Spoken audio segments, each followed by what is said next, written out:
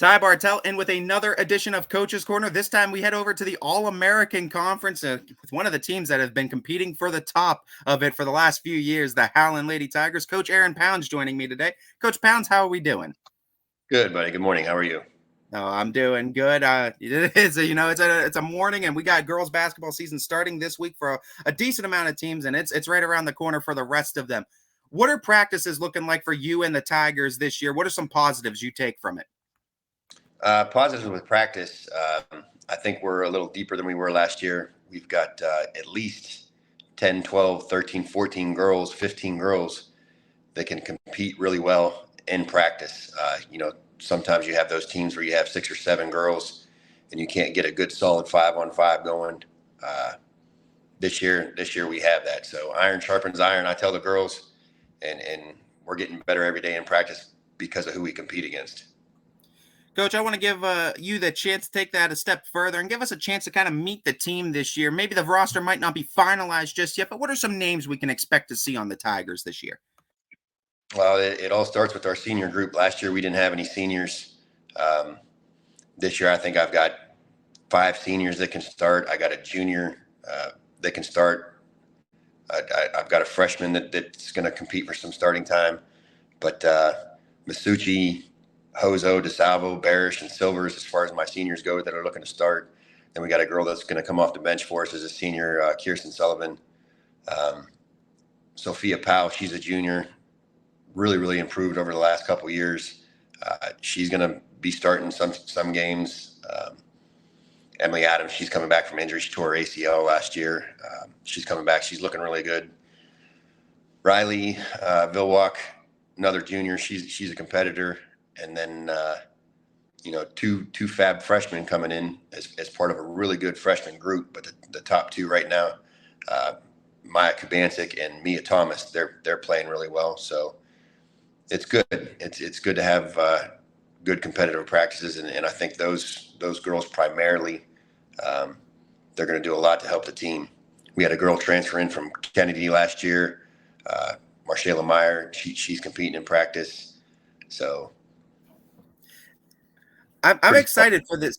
I'm excited for this team this year, Coach. And like you said it yourself, no seniors on this team last year, but you guys were right around that 500 mark. And in a lot of the losses that you guys had, you guys were in a lot of those games as well. So we kind of knew when we talked last year, too, that you guys not necessarily were taking a step back, but there was going to be its own set of challenges last year.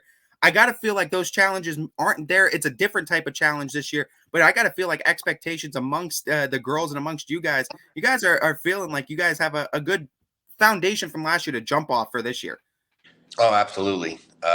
Last year we took our lumps, we took our growing pains. The girls, did the best they could to step into a leadership role, but it's a unique thing, coming in from a sophomore to becoming a junior and then not having that senior leadership that's been there before. It was unique for them. So this year, coming in as seniors, we've got really high goals. I think that obviously we're going to, number one goal is compete for the league. Pretty tough conference that we're in. And then I really think we have a good shot at districts this year. So I wouldn't disagree with you, Coach. And you talked about that league. Let's take a step further and look into that a little bit. I think it's going to be a fun conference this year. I think multiple teams have a chance to come away with it, you guys included. What do you see out of this this very tough, very competitive 5-team AAC conference this year? Oh, it's wide open. Canfield's the reigning champs. They're in it every year. They've got a great coaching staff over there.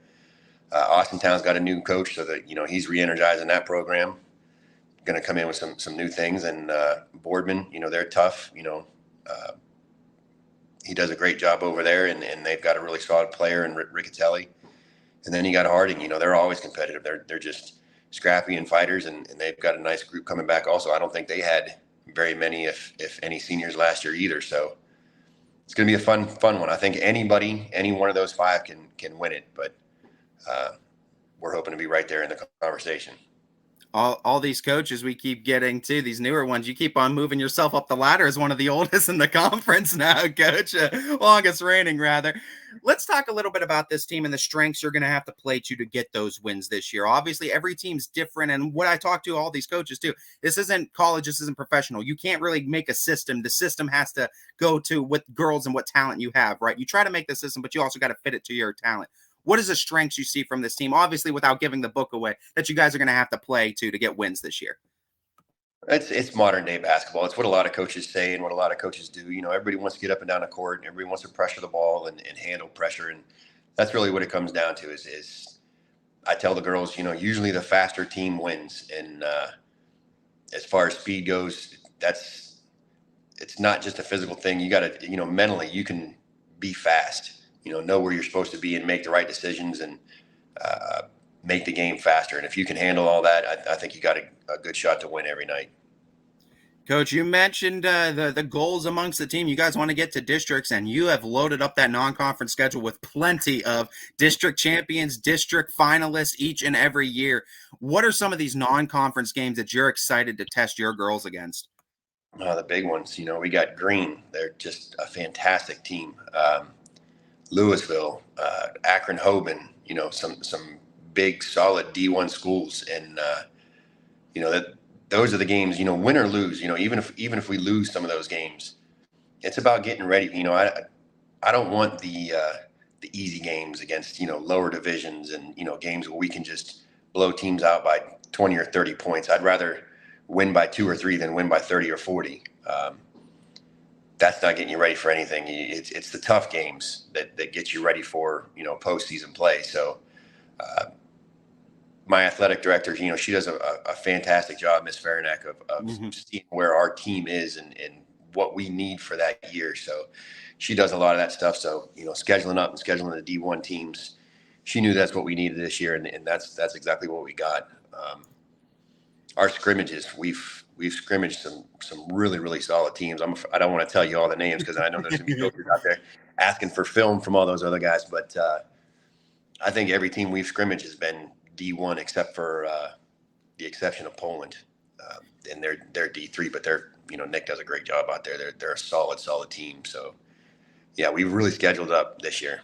Looking forward to it. And when you talk about scheduling the teams from the Cleveland and the Akron area, it seems like with a lot of coaches I talk to, and this isn't all kids, obviously, but there's more of a mental aspect and intimidation factor for some of the kids than it is even just the skill set that's on the floor. Would you agree that when you play those type of schools, it's more or less just getting it in the kids' head that, hey, you are good enough, you can compete, you can beat these type of schools, rather than it is just the skill set on the floor? I'll tell you with my girls, I've got like all 5 of my starters and my 6th starter and my 7th and 8th girl, my top 8, 9, 10 girls, they all play AAU. So I've seen that. I think that's, as much as you don't want to promote professionalism in youth sports, and I'm not a big believer in that, those girls that go out and compete in those type of things, they're used to seeing that kind of competition. So I don't ever think it's a matter of intimidating for my girls specifically at Howland. I think it just comes down to some of these schools. They've got all right, so we scrimmaged Massillon Jackson the other day. They're twice our size, number-wise, where they're over 700 girls in their school. I think we're at like 320, 340 or something like that. But towards the bottom, yeah. I would love to have, and when you say, twice, 2 Masucci's, 2 Hozos, 2 Barishes, 2, that's basically what it comes down to. They just have a larger talent pool to choose from, and their practices go deeper, their bench goes deeper. So they've got those 10 girls that are, iron sharpens iron, and they compete just a little bit harder on a daily basis. So you guys got that Trumbull County grit, though, that you'll get to play to and get some wins this year, no doubt, Coach. You talked about building this program up, and I love what you're doing over there with this Tigers program. You guys, to me, are one of the most respectable teams, I think, year in and year out. And I think you get that kind of respect from across the area as well from schools. When you talk about that, though, you have to have a good staff around you to be able to build this program, to be able to get it to what it is. What's that staff look like this year for you guys? Same, different? What's it look like? When you talk about building the program, this program has historically been one of the best programs in the area well before I got here. But it all comes down to the youth. Like I'd love to say how great my high school staff is, but it really starts with the parents. Those volunteers in the fourth, fifth, and sixth grade levels, and taking those teams and they don't get paid for that stuff. So being able to have a young group excited about basketball, we bring these kids in now at the kindergarten level here at Howland. We've got hoops that go down to 7 feet, and we've been really trying to promote that the last 2 or 3 years, and getting the young ones excited, kind of before, soccer and softball and everybody steals them away. But just introduce them to the game. But as far as my high school staff and my junior high staff, my 7th and 8th grade coaches are returning. Stacy Baxter's at 7th grade, and then Coach Loeb Miller. He's been with the program longer than I have. He's been here over 20 years. He was here with Coach Deal. So he's a phenomenal coach to bounce ideas off of and see what's worked for him in the past and, the program in the past. So great coach to have down there.